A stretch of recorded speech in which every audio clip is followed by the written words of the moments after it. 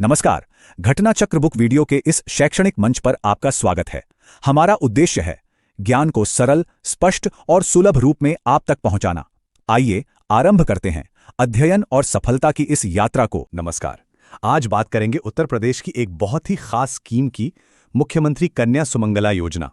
इसमें एक बहुत बड़ा अपडेट आया है, तो चलिए इसी को समझते हैं। तो सबसे पहले और सबसे बड़ी खबर ये रकम है 25,000 रुपए। जी हाँ, यही वो नई रकम है जो अब कन्या सुमंगला योजना के तहत दी जाएगी। ये एक बहुत बड़ा जंप है और आज हम इसी के बारे में डिटेल में बात करने वाले हैं। अच्छा, इस बदलाव को ठीक से समझने के लिए ये देखना जरूरी है कि पहले क्या था।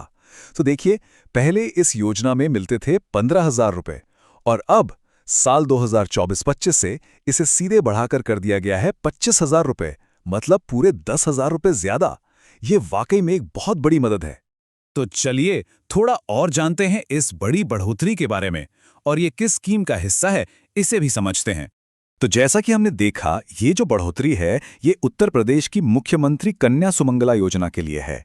और ये बात ध्यान में रखनी होगी कि ये बदलाव 2024-25 के फिस्कल ईयर से लागू हो चुका है।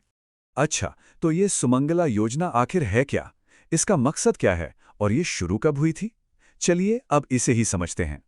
देखिए, अगर आसान शब्दों में कहें तो मुख्यमंत्री कन्या सुमंगला योजना एक ऐसी सरकारी स्कीम है जिसका सीधा सा मकसद है बेटी के जन्म से लेकर उसकी ग्रेजुएशन तक हर जरूरी मोड़ पर उसे फाइनेंशियल सपोर्ट देना, ताकि वो अपनी पढ़ाई पूरी कर सके, मजबूत बन सके। अगर इस योजना के सफर पर एक नजर डालें तो ये 1 अप्रैल 2019 से लागू हुई थी। फिर 25 अक्टूबर 2019 को इसे ऑफिशियली लॉन्च किया गया और अब साल 2024-25 में इसमें ये इतना बड़ा बदलाव किया गया है। और हाँ, इस पूरी योजना को चलाने की जिम्मेदारी महिला कल्याण विभाग की है।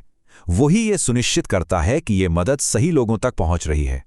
तो अब सवाल उठता है कि ये जो आर्थिक मदद है ये मिलती कैसे है? क्या ये एक साथ मिलती है? नहीं, दरअसल इसे बेटी की जिंदगी के 6 खास पड़ावों पर किश्तों में यानी इंस्टॉलमेंट्स में दिया जाता है।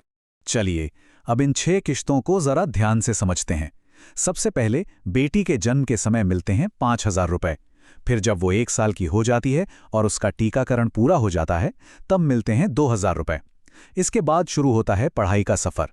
पहली क्लास में एडमिशन पर 3,000 रुपए, छठी क्लास में आने पर फिर से 3,000 रुपए और 9वीं क्लास में पहुंचने पर 5,000 रुपए। और आखिर में जब वो ग्रेजुएशन या किसी डिप्लोमा कोर्स में एडमिशन लेती है तो 7,000 रुपए की आखिरी किश्त मिलती है। और ये सारा पैसा सीधे लाभार्थी के बैंक अकाउंट में जाता है। अब देखिए, हर सरकारी योजना की तरह इसके भी कुछ नियम कानून हैं, कुछ एलिजिबिलिटी क्राइटेरिया हैं। तो चलिए अब जरा इसके कुछ खास नियमों पर और सरकार ने इसमें कितना पैसा लगाया है इस पर एक नजर डालते हैं। एक बहुत जरूरी नियम यह है कि इस स्कीम का फायदा एक परिवार की ज्यादा से ज्यादा 2 बेटियों को ही मिल सकता है। ये एक इंपॉर्टेंट पॉइंट है, इसे ध्यान में रखना होगा। 700 करोड़ रुपए, जी हाँ 700 करोड़। ये रकम अपने आप में बताती है कि सरकार इस योजना को लेकर कितनी सीरियस है और कितना बड़ा इन्वेस्टमेंट कर रही है। और ये जो भारी भरकम रकम है ना, ये उत्तर प्रदेश के 2025-26 के राज्य बजट में खास तौर पर मुख्यमंत्री कन्या सुमंगला योजना के लिए ही रखी गई है। इससे इस पहल की अहमियत और भी बढ़ जाती है। अच्छा, तो इन सब आंकड़ों और नियमों से हटकर अगर देखें तो इस योजना का बड़ा मकसद क्या है? इसका लॉन्ग टर्म इम्पैक्ट क्या हो सकता है? चलिए इस पर एक नजर डालते हैं।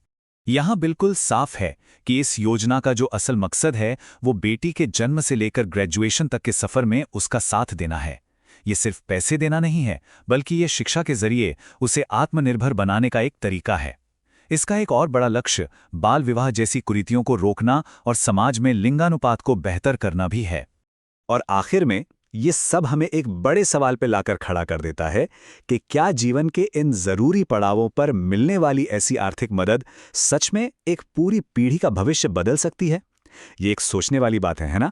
खैर, इस जानकारी को समझने के लिए बहुत बहुत धन्यवाद।